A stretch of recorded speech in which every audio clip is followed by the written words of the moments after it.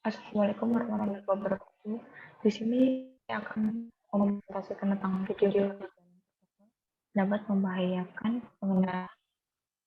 Sebelum perkenalan terlebih dahulu, saya Hayu Nur Ramadhani Andriana dari Fakultas Ekonomi dan Bisnis jurusan Akuntansi angkatan 2020 012. Yang pertama saya akan membahas apa itu Videotron. Definisi dari Videotron itu sendiri adalah sebuah panel layar yang terdiri dari lampu LED yang menggunakan teknologi dan memiliki fungsi untuk menampilkan gambar, video, chart, diagram, atau gambar apapun dengan dihandle oleh sebuah perangkat yang mengatur rangkaian LED tersebut menjadi gambar yang terstruktur. Jadi layar besar yang sering kita lihat di jalan utama dan jalan protokol itu adalah terdiri dari sekumpulan panel lampu LED yang digabungkan sehingga menjadi layar yang besar. Jadi bukan layar besar itu tiba-tiba menjadi layar yang sangat besar di pinggir jalan, tetapi melalui proses merangkai panel-panel LED terlebih dahulu. Selanjutnya, apa fungsi layar Videotron? Yang pertama untuk media promosi, komunikasi, dan hiburan. Yang pertama, saya akan membahas penggunaan Videotron untuk media promosi. Biasanya digunakan pada Videotron outdoor atau di luar ruangan. Contohnya yaitu pada papan reklame, iklan, yang biasanya terpasang di pinggir jalan atau pada layar besar yang menempel di gedung-gedung tinggi. Bahkan di era sekarang ini sudah banyak hypermarket besar yang menggunakan Videotron untuk beriklan juga. Selanjutnya ada penggunaan Videotron untuk komunikasi yang biasanya digunakan di area perkantoran dan instansi pemerintah. Umumnya, Videotron sebagai komunikasi internal dan informasi juga difungsikan untuk membranding sebuah instansi atau suatu kantor tersebut. Selanjutnya ada penggunaan Videotron sebagai media hiburan. Contoh yang bisa kita lihat pada acara konser besar yang menggunakan layar Videotron di belakang sebagai latar panggung, atau bahkan sekarang ini banyak dipakai di acara wedding atau meeting. Selanjutnya ada kelebihan Videotron. Yang pertama ada menampilkan banyak iklan. Videotron bisa digunakan sebagai papan iklan elektronik karena media elektronik yang satu ini sangat efisien untuk menampilkan promosi dan iklan. Dengan menggunakan tampilan iklan yang sangat dinamis dan juga kita bisa mengatur dan mengubahnya setiap saat sehingga akan membuat tampilan Anda, tampilan iklan tersebut menjadi lebih menarik. Videotron juga bisa menampilkan konten iklan sesuai dengan yang kita inginkan. Yang kedua, iklan menjadi lebih menarik. Kemudahan kelebihan kedua dari Videotron adalah iklan yang ditampilkan akan menjadi lebih menarik. Jika mungkin menggunakan baliho atau spanduk, maka gambar yang ditampilkan akan statis, tidak bergerak dan tidak menarik. Namun jika jika menggunakan papan iklan elektronik, maka gambar yang ditampilkan bisa lebih banyak dan lebih keren sehingga lebih menarik pembacanya. Jika kita ingin menggunakan papan iklan elektronik yang modern, maka kita bisa menggunakan LED Videotron. Setelah itu, kelebihan yang ketiga adalah lebih mudah dilihat dan banyak orang yang akan melihatnya. Menggunakan Videotron dengan ukuran yang lebih besar dan memasangnya di jalan protokol, maka semua orang yang lalu lalang di jalan protokol tersebut bisa melihat dengan jelas.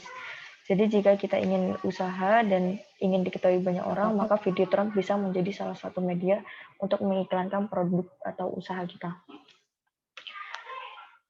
Selain ada kelebihan dari Videotron, pasti ada yang namanya kekurangan dari Videotron. Apa saja kekurangan dari Videotron?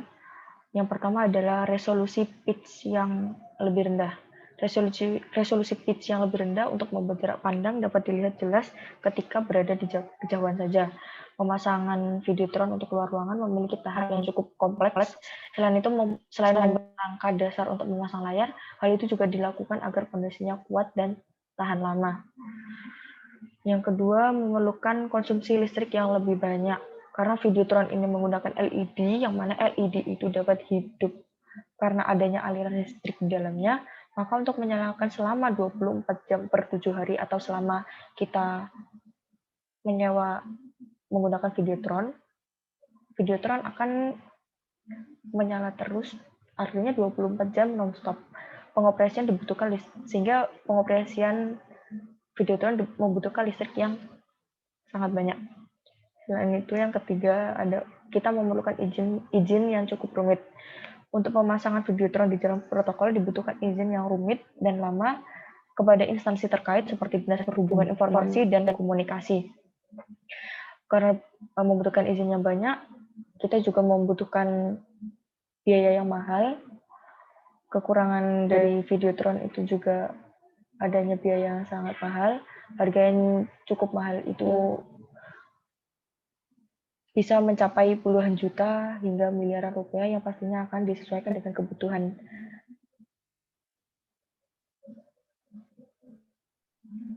Setelah itu, setelah mengetahui fungsi serta kelebihan dan kekurangan dari Videotron, lalu apakah penggunaan Videotron di dalam protokol dapat membahayakan pengguna jalan? Jadi tanggapan dan kesimpulan saya, penggunaan Videotron di jalan protokol tidak membahayakan pengguna jalan. Menurut saya, keberadaan Videotron di jalan protokol tidak mengganggu saya saat berkendara di jalan raya.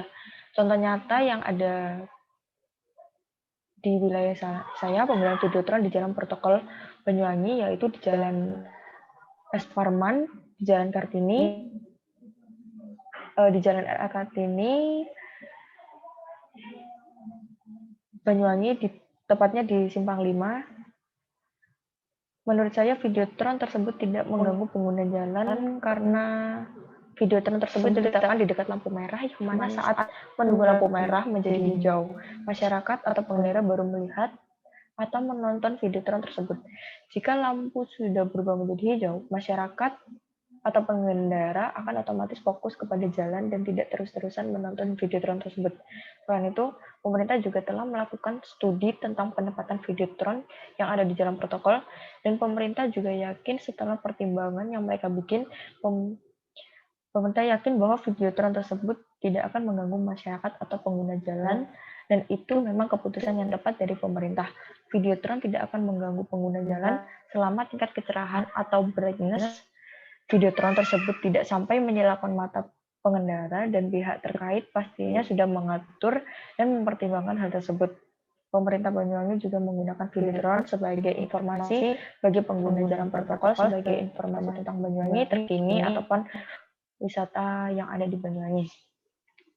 Demikian presentasi dan tanggapan saya terkait penggunaan Videotron di jalan protokol. Apabila ada salah kata yang kurang berkenan, mohon maaf. Yang sebesar-besarnya. Wassalamualaikum warahmatullahi wabarakatuh.